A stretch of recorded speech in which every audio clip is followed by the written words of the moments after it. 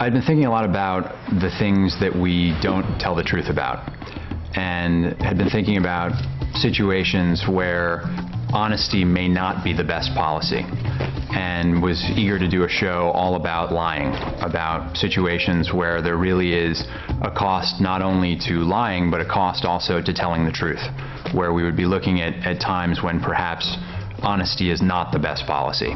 And I very quickly did some research and came across the work of Dr. Paul Ekman, who is the scientific advisor to the show.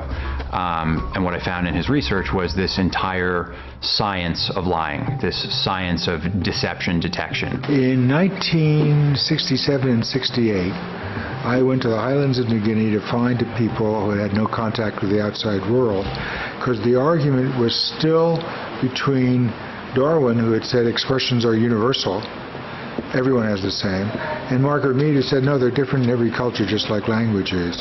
And what I found was that the gestures, things like this, are very culture specific. They are a true body language, but the facial expressions of emotion are universal. DOD friend of mine said this guy's a total nut job, but he spent like 3 years in the African jungle with some primitive tribes studying their eyebrows. That science itself is broken into many different components and involves body language and physiognomy, the study of the mouth.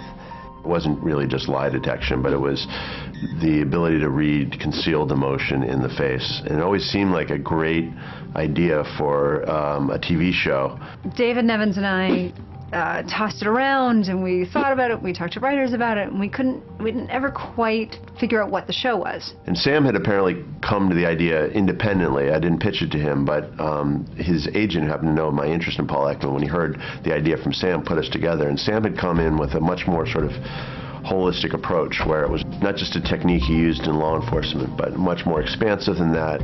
Paul Ekman is the leading expert in the world at this particular skill. And I reached out and met with Paul Ekman. I got a visit from Imagine TV and from Sam Baum, the executive producer, and they came up to Northern California where I live. I mean, everybody says this about Paul. When you meet Paul, you're worried that he's reading your face. And he kind of comes shuffling out, and he's kind of very barrel-chested and broad-shouldered, and was very curious about what our ideas were, and I think very skeptical of Hollywood, and had some not great experiences. But the more we talked, the more I saw that they were interested in doing something that was serious.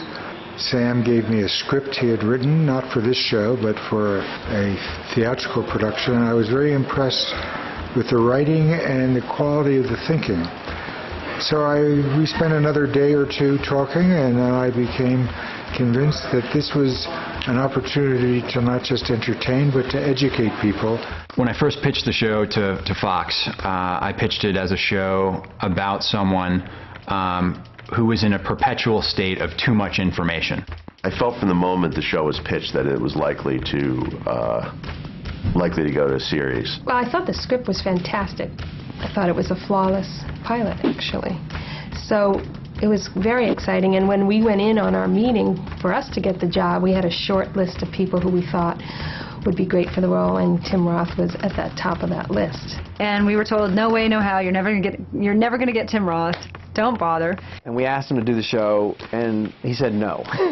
Oh, I'm sorry, I really am. We needed someone who was fiercely intelligent and had a wry sense of humor and had a sense of mystery to him. You know, it was important that this be an actor who doesn't give everything away.